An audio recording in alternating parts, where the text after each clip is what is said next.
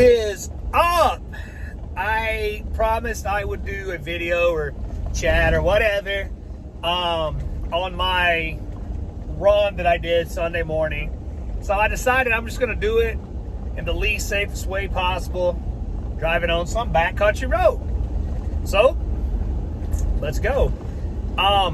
So Sunday I ran a 50K, which is around 32 miles. I actually went over closer to 32 and a half miles. I did this with, pretty much no planning, no training to speak of, and no route, no crew, no assistance, just me, running shoes, and a bunch of water bottles. I did it in and around my neighborhood. One of the reasons I did it was to bring awareness to, veteran suicide. On average, 20 to 22 veterans a day commit suicide. I don't know what the answer is. I don't know how to, I don't know what to do but bring awareness to it, because I was surprised at how many people told me that seeing the push-up challenge and posts like that I made a difference for them. And so that was awesome. So I've been riding the bike a hell of a lot more during the quarantine. Excuse me, I'm sorry, I was off center. But I haven't been running very, very, very much. I think since Ironman back in November, I think I've only broken 10 miles maybe twice. I'd have to go back and look. I know I did once because I did the half Ironman virtual race, but I think that's pretty much it. In the last 2 weeks, I started running a little more frequently, but I wasn't putting in any serious miles. I was running between, 1 and 5, 1 and 6. And one day I think I ran 8. But usually they were just quick runs with Knox and nothing. I didn't even take water with me half the time. I ran with Ava one day. I think I pushed her about 3.5 or 4 miles, but man, it was humid that day, so I couldn't stay out very long with her. So I got up at I woke up at 2:25. So let me back up. The day previous, I got to work at about 7:45, and I didn't get off till after 8 o'clock. So roughly 12 and a half hours of work. Got home. I was pretty excited. And sat and looked at my phone and got everything ready, but I really didn't go to sleep till about 11. Woke up at about 2:20. Got all my stuff packed and ready, and basically just took off. I didn't spend a ton of time hydrating that morning, but I felt fine. Went out. The first half marathon was great. It's probably close to my fastest half marathon I've ever run. And I set out intentionally going slow because I didn't have a number on how far I was going to go. So I wasn't sure if I was going to go, 26.2. I didn't know if I could do 20, to be honest with you. I'm just too dumb to stop, I guess. But I started at a pace where I thought if I stay hydrated and the heat is tolerable, I could go 50 miles or beyond. So first half marathon was great. Started going out a little further from my house, but I did stop at the first half marathon. I completely changed clothes, threw my shoes in the dryer, and I actually jumped in the shower real quick just to rinse off because I just wanted to get the sweat and the grime off. Put dry clothes back on, put dry socks back on. The 5 minutes that my shoes were in the dryer actually helped dry my shoes out because I was sweating like crazy. And those shoes get extremely, extremely heavy. So got back out, went back out, did and I wasn't stopping my timer during this either. So went out and I did the second half of the marathon, finished the entire marathon, the first one in, I want to say, it was substantially under 5 hours, so 4:40 or so. And remember, this is only the second time I've run a marathon. The first marathon was at the end of Ironman. So, I'm not this seasoned marathon runner. And so, to just go out and run a marathon, I thought was pretty badass. At about the time I wrapped up the first marathon, that's when my good friend the sun came up. And when I started this thing, it was already like 85 degrees. The temperature never cooled off. So I think most distance runners will tell you that heat is the ultimate the ultimate enemy in long distance running. That sun got up and it got warm very, very, very fast. I thought at 27 miles that I thought I could go 100. I mean, I really felt like I had a shot at it. I was fine. Hydrated, perfectly hydrated. I think my strategy, I did pretty much the same thing I did during Ironman, and just kept the electrolytes good and just constantly kept feeding myself. And then at about the 29.5 mile mark, man, it was already just pushing the temperature. The heat index was already around 100. I hit a wall like I've never hit before. It all hit at once.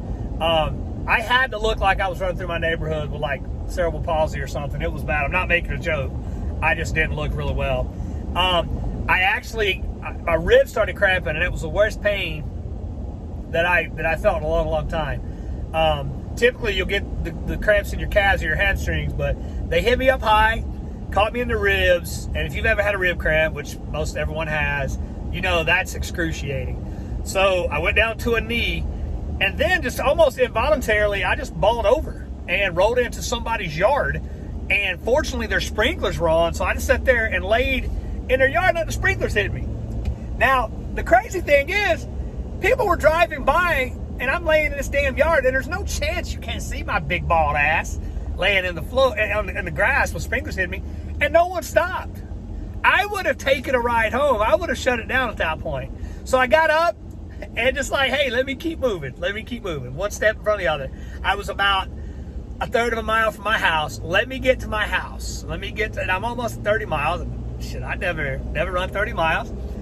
I make it to my house. I lay on my porch, and I actually did a video laying on my porch. And I was like, let me get myself together. Let me put some more electrolyte fuel down. Let me drink water. Let me have an orange, a banana, I don't know, a steak, smoke a cigarette, eat some Grippos. I don't know. I didn't do any of that, but if it would have worked, I would have absolutely tried it.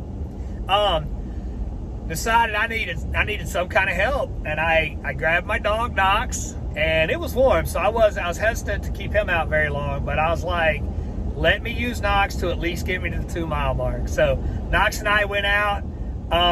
It was what I would call the ultra run shuffle, the Ironman shuffle. It was a slow jog.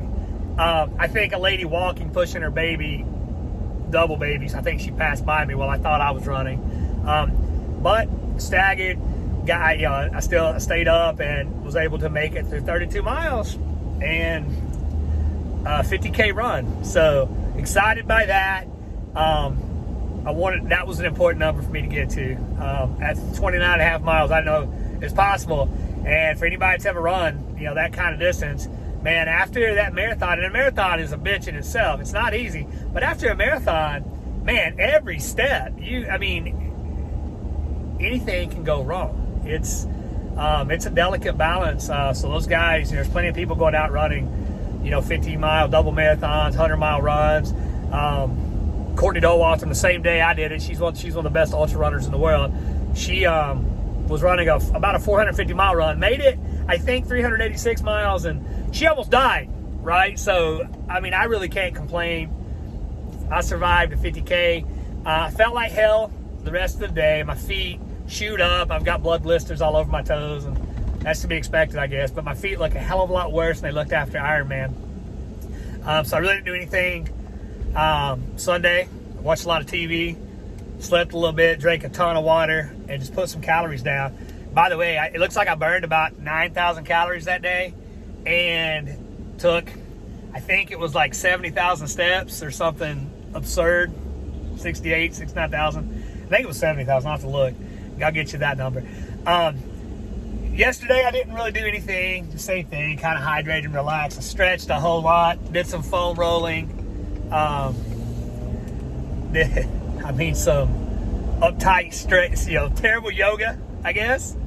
And today I decided, like, hey, let me get some blood circulating. So I got on my old trusty bike. So takeaways, man, the heat is no joke. And I have, for the last however long I've been training now, I've kind of avoided the heat. Well, the heat's what stopped me. I guarantee you this. Let me take these off. The heat will never fucking stop me again. It will never slow me down again. So now I'm going to recover. I'm going to get my feet better, let my legs, get their filling back in them. But I'm attacking this fucking heat. For now on, my runs, at least half my runs, as my schedule allows, will be at peak heat, or will at least be in a hotter part of the day than the 3 and 4 a.m. I'll save that time for riding my bike or whatever, but I'm getting used to this heat. I'm not going to let this shit conquer me, because it did. I'll be honest, it flattened me, and it hit me harder than I expected it would. Anyway, great experience. Man, you really start feeling a lot of emotions when you run 32 and a half miles. I just had to keep it in my mind. I did an Ironman, this is just 32 miles. But 32 miles doing one thing, on your feet, right? That's tough. And that was a new boundary for me, new limit. Next goal, I don't know. As far as running, I'm definitely gonna run a double marathon very soon. I'm probably gonna wait till it's a little cooler out.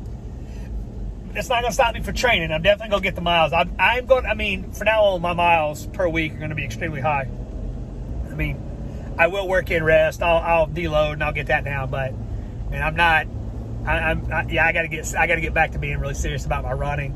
I've been good about occasionally hitting the pool. As much as I can with this stupid bullshit going on. And the bike, I've been absolutely crushing. I'm probably better on the bike than I've ever been. But now it's time that I ratchet my running up and conquer this damn heat. So I appreciate everyone who supported me. I appreciate everyone who went out and did something. The people that I challenged to go out and spend 22 minutes walking or whatever. And I've seen a lot of people, man, some of my guys were going down, putting out 10, 15 mile runs and then doing a bunch of damn push-ups. So thank you so much. I appreciate it. Any questions, ask below and I'll answer. But hey, let's focus on bringing awareness to veteran suicide. Listen, it doesn't matter if you've been deployed or whatever. A lot of times when you leave that camaraderie and that teammate environment, it's tough for a lot of people to be alone, and you just never know, the difference that kind words can make. So God bless everyone. Enjoy your Tuesday, and I'll see you soon.